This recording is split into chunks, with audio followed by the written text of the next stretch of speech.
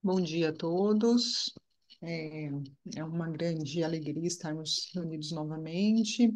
Gostaria de saber se a apresentação subiu para vocês. Certo, muito obrigada. Então, nós vamos conversar um pouquinho hoje sobre o processo da reforma íntima. Vou abrir aqui os slides.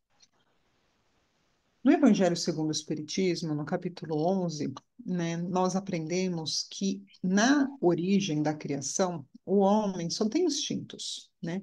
Quando mais avançado e corrompido, tem sensações ao longo do processo das múltiplas reencarnações que nós vivenciamos.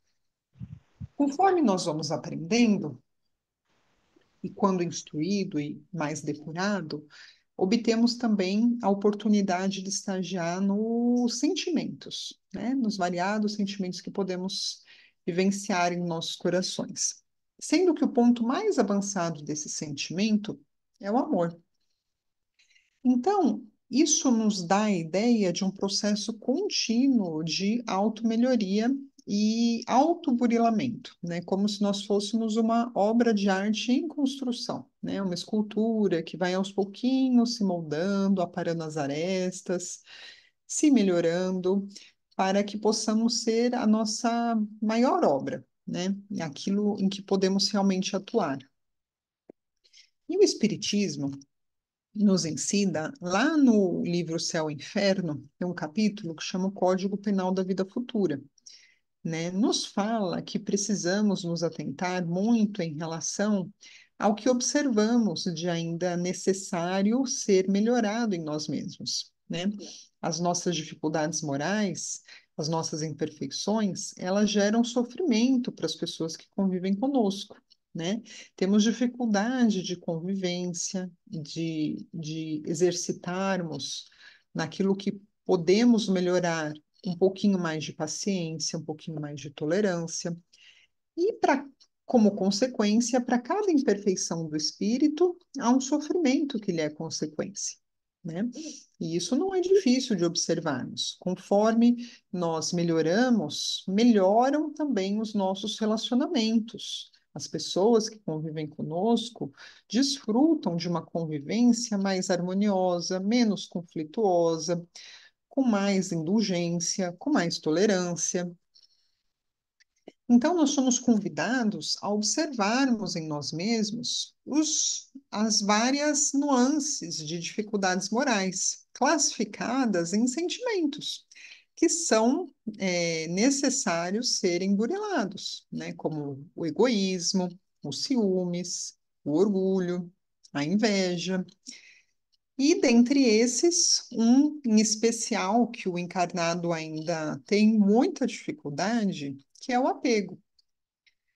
O apego, por exemplo, ao corpo, né, nos traz dificuldades importantes no momento do desencarne, né? Quem participa das reuniões mediúnicas no centro espírita observa o relato de muitos espíritos no momento em que ele foi convidado a deixar o corpo físico de sofrimento, né? De não entendimento, da necessidade, de galgar novos horizontes espirituais, né? Eventualmente ainda a ilusão de que aquele corpo reviveria, participar do processo de decomposição do corpo por dificuldades desse desligamento. Então, tem uma gama de eventuais sofrimentos relacionados ao nosso excessivo apego, né? Não só ao corpo físico, como também aos bens materiais. O Chico nos falava que o problema do homem, um dos, né, seria o seu excessivo apego ao que é transitório, né? O homem deveria olhar mais para dentro de si do que no espelho, né? O que nos indicaria que ainda falta muito nós desenvolvermos o senso de eternidade, né? Nós sabemos mentalmente, mas será que nós introjetamos em nossos corações essa certeza, né, de que, uma vez sabendo disso, nós precisamos exercitar muito mais o investimento nas qualidades do espírito do que exclusivamente nas do corpo físico. E isso não quer dizer que nós vamos abandonar as nossas responsabilidades e atividades materiais. Muito pelo contrário, né? Os bens materiais que nos foram confiados, eles devem ser administrados com justiça e amor, pois são veículos para a nossa evolução, né? E um dia nós vamos dar conta do uso, correto ou não, que nós fizemos dos bens materiais que nos foram confiados. Porque a riqueza, tanto quanto a pobreza, são provações que devem ser suportadas com coragem e resignação. Então, nós não vamos abandonar as nossas responsabilidades materiais, mas também não vamos atribuir a elas um excessivo valor, né, mais do que aos atributos do espírito. E o Evangelho segundo o Espiritismo, no capítulo 16, ainda nos responde, né? Então, quais seriam as nossas verdadeiras propriedades? E ele nos fala que somente possuímos, de verdade, aquilo que levamos deste mundo, como, por exemplo, os sentimentos, a caridade que fizermos, nossas amizades, ou, em resumo, todo o amor que cultivarmos. Que a verdadeira propriedade é a soma dos conhecimentos e qualidades morais armazenada em cada um de nós. E esse processo de nutrir, o que seria a verdadeira propriedade, ele é um embasamento do motivo pelo qual o Espiritismo bate tanto na tecla da reforma íntima. Nós ainda temos o sofrimento e ainda muito a ilusão, né, da sensação de perda, né? Achamos que perdemos um ente querido, achamos que perdemos alguém, quando na verdade toda a sensação de perda vem da falsa sensação de posse, né? Nós sabemos que nós não possuímos ninguém, né? Que essas pessoas elas convivem conosco por um tempo, e depois são convidadas a galgar novos horizontes de desenvolvimento espiritual que aquela atmosfera, aquele nível evolutivo já não consegue fornecer para eles um cenário ideal de desenvolvimento. Mas nesse processo há um respeito absoluto pelo nosso livre-arbítrio, né? Ninguém nos impõe essa realidade de desapego, de necessidade de olhar para as próprias dificuldades morais, né? Só que a vida nos convida, né? E às vezes repete lições de circunstâncias em que a gente vai poder identificar convites para a nossa autonomia espiritual, que na verdade é o investimento na reforma íntima. Porque devemos cultivar o nosso espírito como se fosse um campo, né? Em que cada florzinha ali semeada significa uma pequena vitória nas circunstâncias e convites que o nosso dia a dia nos traz para que possamos ser pessoas melhores. Para que possamos investir mais e mais, nem que seja um pouquinho por dia, na nossa reforma íntima. E com isso, nós vamos substituindo aqueles sentimentos menos qualificados, né, em sentimentos mais qualificados, como a paciência, a humildade, o perdão, a caridade e o amor. E quando falamos em caridade, ela seria o aspecto último de prática do que esse processo da reforma íntima vai nos proporcionar, né? Então, nós pensamos assim, é o amor em ação, né? Mas alguns de nós ainda têm uma ideia muito restrita do aspecto da caridade, restrita ao aspecto material, sendo que a caridade é muito mais ampla do que somente esse aspecto restrita ao material, né? Dificilmente nós imaginamos, quando falamos em caridade, é, a gente sempre imagina eu na posição de quem doa, eu na posição de quem oferece, de quem doa alguma coisa a alguém. Dificilmente nós enxergamos a reciprocidade da caridade, né? O quanto nós também necessitamos da caridade alheia. Dificilmente nós nos vemos como o necessitado, né? Porque às vezes temos essa ideia restrita ainda ao aspecto material, né? Então, se eventualmente pensarmos, eu não preciso de nada material, então eu é que estou nessa posição de doar. Mas a caridade, ela é muito mais ampla do que só o aspecto material. Então, precisamos muitas vezes da caridade do outro em termos de tolerância com as nossas chatices, né? Com as nossas dificuldades morais que ainda precisamos na convivência com as pessoas.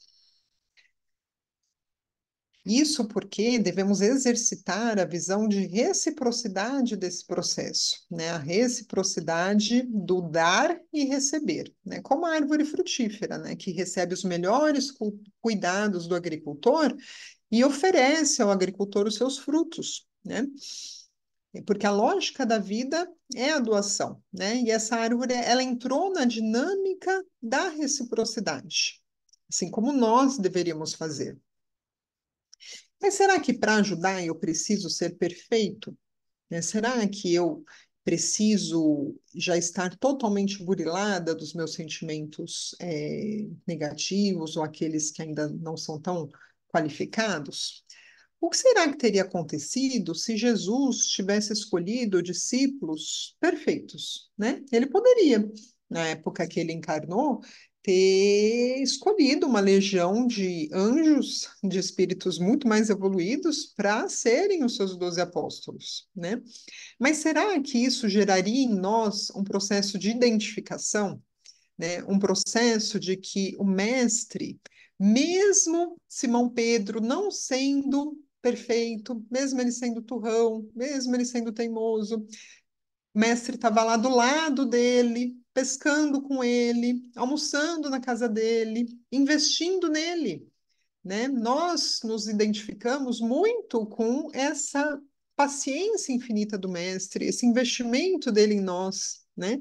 Quando observamos as características dos discípulos, né? O quanto eles eram homens comuns, mas que se dispuseram a entrar nesse processo de aprendizado com o mestre e se auto-melhorarem. E ainda, segundo o Livro dos Espíritos, né, nessa ótica da caridade, da justiça e do amor, tem uma pergunta que fala qual o verdadeiro sentido da palavra caridade, como a entendia Jesus? Né? A resposta é benevolência para com todos, sem fronteira, indulgência para imperfeições alheias e perdão das ofensas. Se a gente for ver, esse é o aspecto da caridade mais difícil de ser praticado, né? Aquele que a gente esconde para debaixo do tapete e é muito mais fácil dar uma esmola, né? Dar alguma coisa material que está sobrando do que praticar esse que é muito difícil, né? A caridade é a ação prática da lei de justiça e amor. Reveste-se de misericórdia. O compromisso do espírito, que já alcançou maior proximidade com Deus, é contribuir com uma justiça restaurativa e não punitiva, né? Em que nós somos indulgentes com as falhas dos outros e contribuímos através do nosso exemplo, né, para a formação de seres humanos melhores.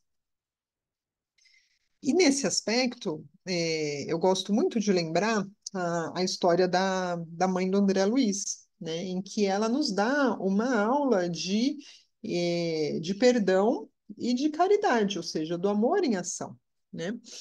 Então, a gente sabe, né, que o André Luiz, depois que desencarnou, ele estagiou no umbral por um tempo, e ele tinha uma mãe, dona de casa, e um pai, né, um fazendeiro muito abastado, e esse pai, na época que estava encarnado, tinha duas amantes, né?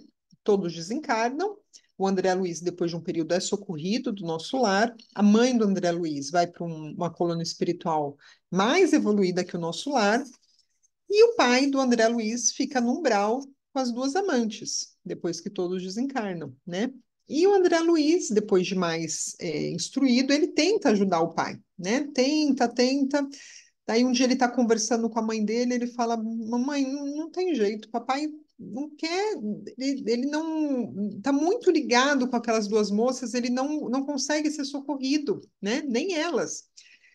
E daí a mãe do André Luiz, que já era um espírito mais evoluído, ela nos dá uma lição de perdão e de amor em ação, né? Quando ela provavelmente já conseguiu criar as forças íntimas que foram obtidas através do processo da reforma íntima dela mesma, né? Então ela fala para o filho, filho, não se preocupe, né? Nós estamos já planejando um processo de socorro em que eu vou reencarnar e vou receber novamente o seu pai como meu marido. E essas duas moças virão como nossas filhas. E nessa hora a gente sempre se pergunta, né? Será que eu teria condições, né, de tanta amorosidade, de tanta caridade como essa senhora? Né, de receber como filhas aquelas que foram amantes do meu marido na última encarnação? Então, ela nos mostra, né, o quanto ainda engatinhamos nesse processo de reforma íntima, né? Enquanto nos falta essa noção de eternidade mesmo, esse senso de eternidade de investimento no espírito, que obtemos através do investimento na nossa reforma íntima. Porque a caridade é isso, né? O amor em ação. E a lógica do amor é a felicidade não o que temos, mas sim o que dividimos, né? Então, na medida em que ela se propõe a retornar à Terra e receber essas moças como filhas, ela nos dá uma lição de desprendimento e de intuito de praticar a caridade mesmo, né? De dividir o amor, de ajudar na educação dessas moças, né? Que com certeza virão com muitas dificuldades.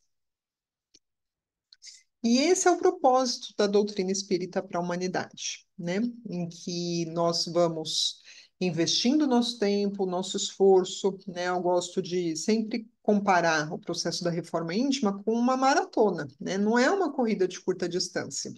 E também não é um processo em que a nossa vida vai parar para a gente fazer reparos, né? Como se fosse um carro que quebrou e a gente leva no mecânico e naquele período não usa o carro, né? Isso não é possível.